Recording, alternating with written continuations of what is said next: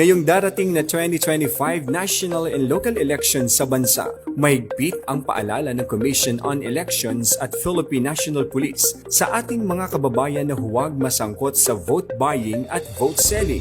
Ayon sa Election Code of the Philippines, Section 261A, ang vote buying ay ang pagbili ng boto kapalit ng pera o anumang pabor.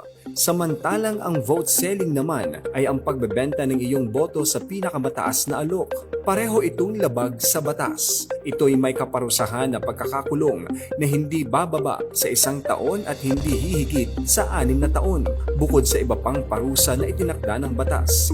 Ang vote buying at vote selling ay parehong nagpapahina sa tunay na demokrasya. I-report sa otoridad ang anumang impormasyon na inyong nalalaman hinggil sa vote buying at vote selling.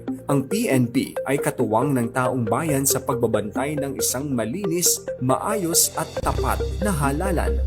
Makialam, magsumbong, sama-sama tayo para sa isang patas, ligtas at maayos na halalan.